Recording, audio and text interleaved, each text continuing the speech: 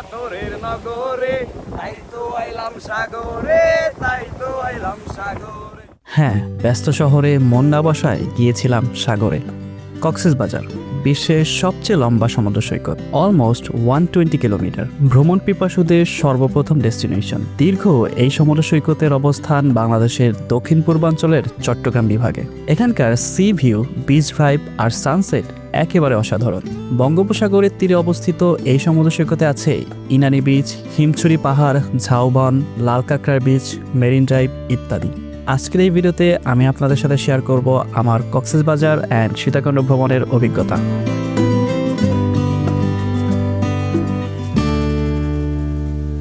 So without further ado, let's jump into the video.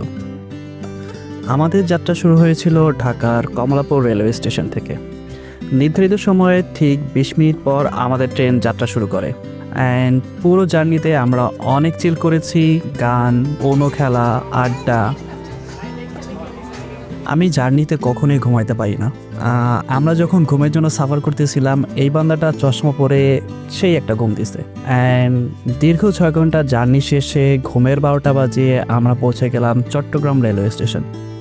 Station থেকে বেরিয়ে জনপ্রতি 70 টাকা দিয়ে আমরা সকালে নাস্তা সেরে স্টেশনের পাশ থেকে আমরা একটা লোকাল বাসে করে সীতাকুণ্ড বাজারে চলে আসি। বাজারে নেমে আমরা একটা রুম ভাড়া করে ফেলি, দেন ওইখানে রেস্ট নিয়ে আমরা সিএনজি ভাড়া করে চন্দ্রনাথ পাহাড়ে চলে যাই। আমরা সর্বোচ্চ চূড়া উঠবো তো ইনশাআল্লাহ ইনশাআল্লাহ। খুবই সুন্দর ঠান্ডা বাতাস, মনোমুগ্ধকর পরিবেশ। আমরা আছি এখন এখানে, আমরা ওইখানে যাওয়ার চেষ্টা করব। ট্রেকিং স্টার্ট করার কিছুক্ষণ পরেই এইরকম একটা ঝুম বৃষ্টি শুরু হলো।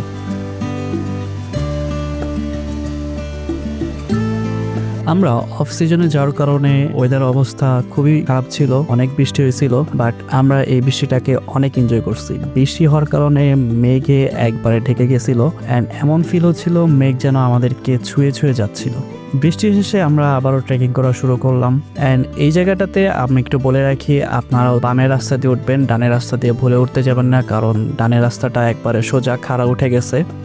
যদি ভুলবশত ডানের রাস্তা দিয়ে উঠে যান তাহলে আমাদের মতো এরকম বড় বড় পাহাড় বেয়ে যেতে হবে। বাট অ্যাকচুয়াল রাস্তা হচ্ছে বামের রাস্তা। বামের রাস্তা হচ্ছে ওঠার রাস্তা আর ডানের রাস্তা হচ্ছে নামার রাস্তা। আমরা এখন ভাই just look at this view ভাই। জানি না কতটুকু দেখতে পারতেছেন ভাই, খালি মেঘ আর মেঘ, মেঘে পুরো সাদা হয়ে গেছে।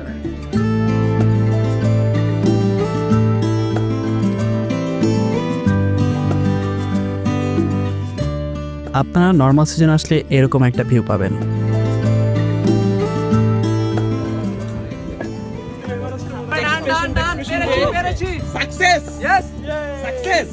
আমরা কি মাউন্ট এভারেস্ট জয় করে ফেলেছি, বুঝছো?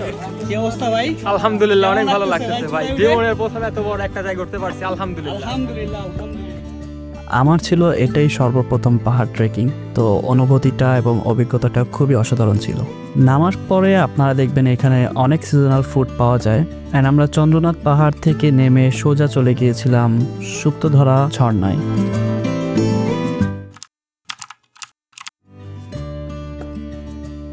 সীতাকুণ্ড একদিন স্টে করে আমরা তারপরের দিন কক্সবাজারের উদ্দেশ্যে রওনা হলাম। অ্যান্ড চিটাগং থেকে কক্সবাজারের দীর্ঘ 4 ঘন্টা জার্নি শেষে আমরা পৌঁছে গেলাম কক্সবাজার।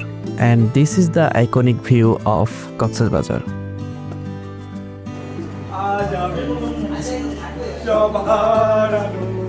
হোটেলে ব্যাগ ট্যাগ রেখে রেস্ট করে আমরা সোজা বিচে চলে যাই। বিচে এখানে আমরা সবাই মিলে ফুটবল খেলি, দেন হচ্ছে পানিতে অনেক ঝাপাঝাপি করা শুরু করি। অ্যান্ড ফার্স্ট টাইম কক্সবাজারে আসায় অনেক এক্সাইটেড ছিলাম।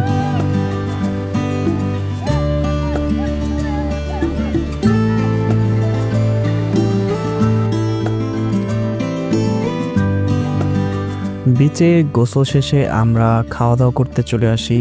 অ্যান্ড খাওয়া দাওয়া শেষে আমরা রুমে চলে আসি, দেন ফ্রেন্ডরা মিলে চিল করা স্টার্ট করি।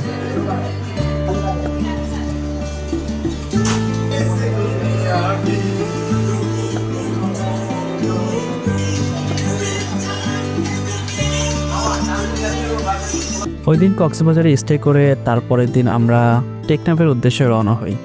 অ্যান্ড মেরিন ড্রাইভের একপাশে পাহাড় আর সমুদ্রের এই রোমাঞ্চকর রাস্তার জার্নিটা খুবই অসাধারণ ছিল।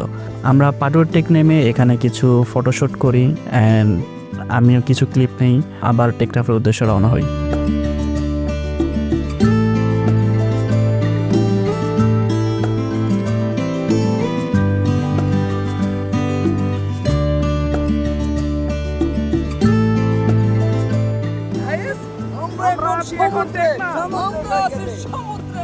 আমার মন বসে না শহরে, পাথরের নগরে, তাই তো আইলাম সাগরে, তাই তো আইলাম সাগরে। কক্সবাজারের এই অপার সৌন্দর্য যে কাউকেই মুগ্ধ করবে। আমার যদি সামর্থ্য থাকতো তাহলে মাসে একবার করে হলেও কক্সবাজারে এসে ঘুরে যেতাম। অ্যান্ড এখানে আমরা ছবি তুলে দেন চলে যাই বন্ধু মাসুদের বাসার উদ্দেশ্যে। মাসুদের বাসায় খাওয়া দাওয়া করে আমরা বেরিয়ে পড়ি আবার বিচের উদ্দেশ্যে। ওদের এখানের বিচটা অনেক সুন্দর। আমরা এখানে অনেক চিল করছি, একসাথে ফুটবল খেলছি।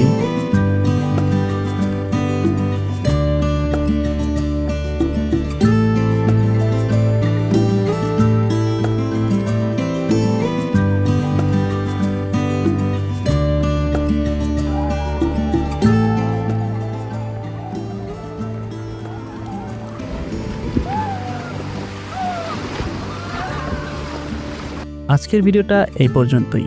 দেখা হচ্ছে নতুন কোনো ভিডিওতে। Till then, stay healthy, stay positive.